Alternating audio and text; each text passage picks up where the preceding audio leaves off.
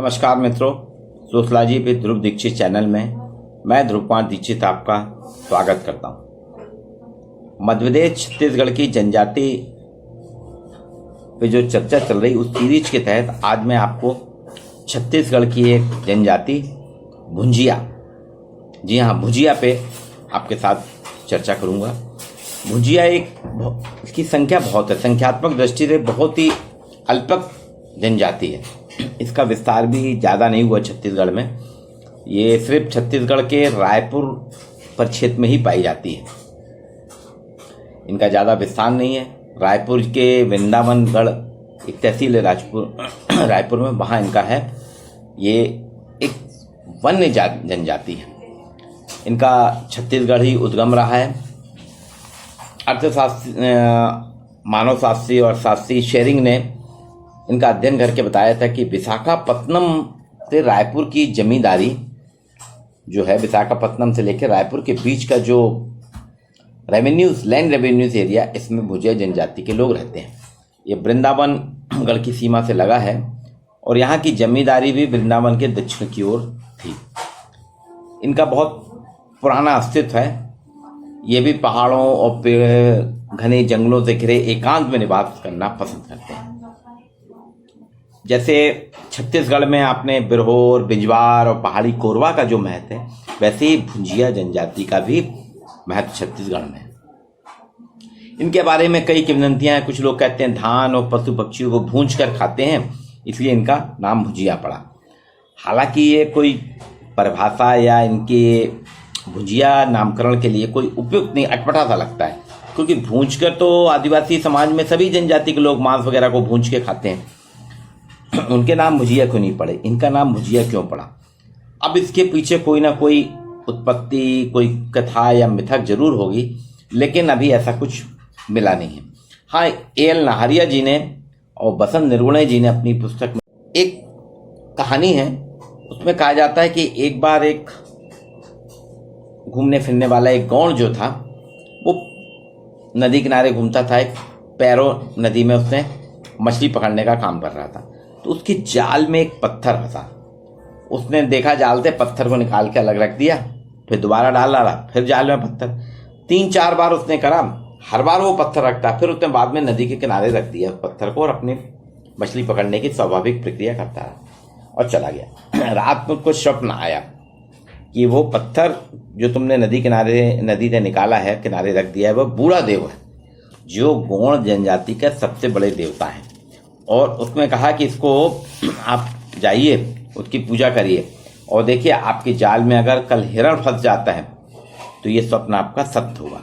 दूसरे दिन जब वो नदी में आया, उसने जाल फेंका तो जाल में उसको एक हिरण का शरीर फंस के निकला।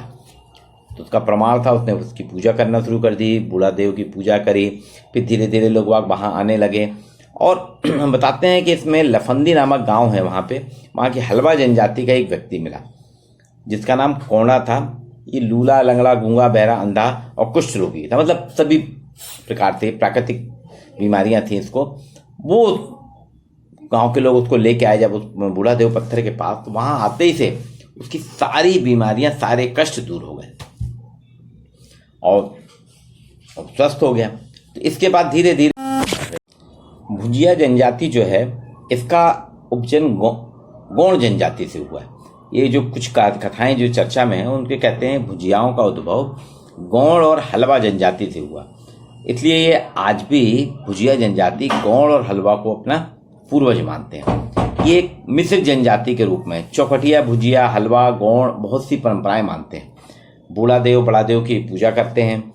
उनके हर जगह उनकी स्मृति में गीत गाए जाते हैं।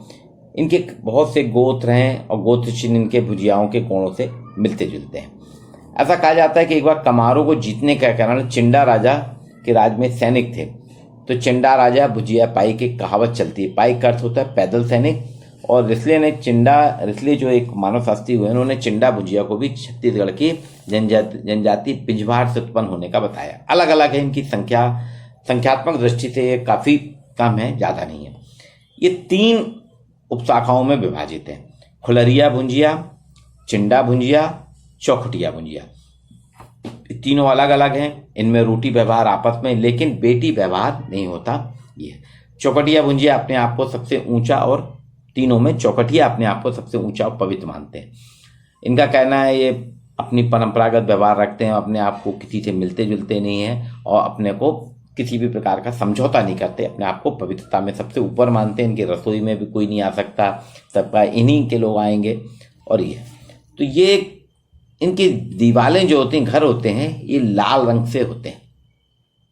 ये गेरू से पुती होती है, लाल रंग के गेरू से पोती जाती है। इनकी कहते हैं ये लड़की का विवाह जब तक नहीं होता इनके यहाँ, उसके साथ ही उसके हाँ, अगर लड़की की शादी हो जाए तो लड़की का तो जब तक रहती घर में उससे भोजन बनवाते हैं, खाते हैं। लेकिन लड़की से शादी होने के बाद में अब चूंकि लड़की दूसरे घर चली गई तो उसके हाथ का बना भोजन नहीं खाते हैं। जहाँ पे शादी होती है, दूल्हा दुल्हन जहाँ बैठते हैं, उस स्थान की मिट्टी को खोद के बाद में फेंक देते हैं। और ये बहुत इनकी कुछ परंपराएं हैं जो चल रही हैं। इनकी 12 गांव की जमींदारी, ऐसा माना जाता है ऐतिहासिक साक्ष्यों के आधार पे कि जो इनके पूर्वज थे धीरा के राजा छत्रसाय के पुत्र नागिन शाह ने 12 गांव की जमींदारी दी थी। वर्तमान में जो छत्तीसगढ़ में गांव हैं, कोदोपाली, कोहारी, बगमरा, तेंदुबाई, मोहभाटा, रामभाटा, रायभाटा, हाट महुआ, केचई मुड़ा, दलदली, पतोरा, दादर और तिवारी, ये आज भी इन गाँव में जो चौकटिया भुजिया हैं ये निवास करते हैं। रायपुर के पास गरियाबंद की धुरा तहसील में भी भुजिया जनजाति की सघनता है। ये वहाँ पे अलग अलग उसमें रहते हैं, कमार, गोंड, राउत, साहू, बढ़ई, लोहार आदि ये लोग उनके साथ मिलके ये लोग रहते हैं। इनके घर मैंने पहले बोला कच्ची मिट्टी के होते हैं, घास फूस कपड़ेल के होते हैं, और जो स्थानीय मिट्टी है गांव की उससे बनाते हैं। कोंदों की घास और पैरे को डाल के छत में का काम करते हैं, छत बना लेते हैं। और लकड़ी वगैरह जंगल से प्राप्त करते हैं, और इनकी पेड़ों की छाल की ये रस्सियाँ बनाते हैं, उससे उस लकड़ी को बांधते हैं जो बहुत मजबूत होती है। इसे बनमा कहते हैं ये लोग। घर के खपरेल भी स्वयं बनाते हैं। और लाल बंगले, घर में लाल बंगले के अलावा सोने बैठने आवश्यक सामग्री रखने की जगह होती है। लाल बंगला कहलाते हैं। इनका लाल रंग से गेरू से पोतते हैं ये। इनके आंगन, पर्ची आगे पीछे दोनों तरफ घर के रहती है। और धान कूटने की ढेंकी भी होती है। इनके यहाँ धान की खूब फसल होती है, धान कूटते हैं। भुजिया के घर जो हैं काफ़ी बड़े और खुले होते हैं। यहाँ महिलाओं जो है, इनमें एक खास है जनजातीय समाज में एक देखा गया, भुजिया जनजाति में इनकी महिलाएं अपने घर को बड़ा साफ सुथरा और साफ सुथरे ढंग से सजा कर रखती हैं। कोई भी त्यौहार आता है तो पूरे घर की लिपाई पुताई महिलाएं करती हैं। साफ सफाई पसंद जनजाति है। पुरुषों की जो शारीरिक संरचना है संगठित होती है, मध्यम कदकाठी के होते हैं, नाक नक्श तेज होते हैं। स्त्रियां मध्यम कद की होती हैं और सुंदर होती हैं। इनकी गुणों से मिलती जुलती है शरीर, शारीरिक संरचना गुणों से मिलती है। ये परिश्रमी स्वभाव के होते हैं और गुणों के समान ही इनका है। इनमें पंचायत में इनके यहाँ जो सामाजिक संगठन है पुरुष प्रधान है। घर का बड़ा व्यक्ति घर का मुखिया होता है। प्रत्येक गांव की पंचायत होती है जिसमें अलग अलग पदाधिकारी होते हैं। पुजेरी, पाती, दीवान का पद वंशानुगत होता है, वंश के अनुसार से चलता है और घर की देखभाल करते हैं। अपराध होने पे अगर कोई अपराधिकृत करता है उसको सामाजिक और आर्थिक दंड दिया जाता है। पंचायत का मुखिया जिसे गोटिया या पटेल कहते हैं वो कहलाता है। आजकल ये पुरुष धोती कुर्ता बंडी पहनने लगे हैं, बनियान गमछा लुंगी अधिकतर पहनते हैं। महिलाएं भी साड़ी पहनने लगी हैं। एक ही धोती से भुजिया महिलाएं अपने पूरे शरीर को इस तरह से लपेट लेती है कि उसमें ब्लाउज की अनिवार्यता नहीं रहती। ब्लाउज का काम साड़ी इनकी बड़ी रहती है, इस तरह से लपेटती हैं कि ब्लाउज की इनको आवश्यकता नहीं रहती है।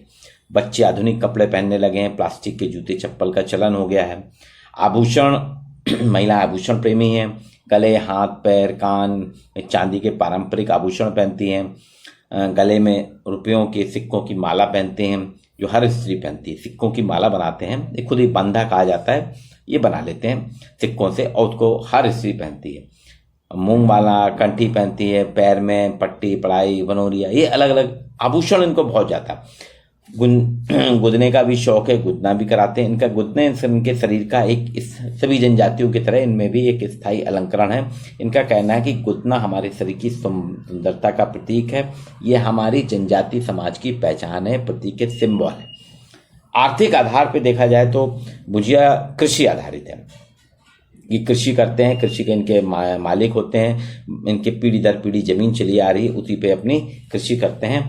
और इनके आर्थिक हालात जो है, इनके गौड़, रावत, लोहार, ये सबसे मिलजुल के खेती के उपकरण बनवाते हैं। धान, ज्वार, मूंग, उड़द ये सब लगाते हैं। आजकल गेहूं, चना भी लगाने लगे हैं। समय समय पर ये लोग कुछ भाजियों का या तरकारी या वेजिटेबल्स का भी प्रयोग करने लगे। बासी भात, जो चावल होता है बासी हो जाता है, वो ये बहुत खाते हैं। वनोपज संग्रह भी करना इनका मुख्य काम है और बाजार में बेचते हैं। इनका जो मुख्य आहार है, चावल और उड़द की दाल का पेज है। ये चावल का पेज बनाते हैं, माड़, वो पीते हैं, और उड़द की दाल का पीते हैं।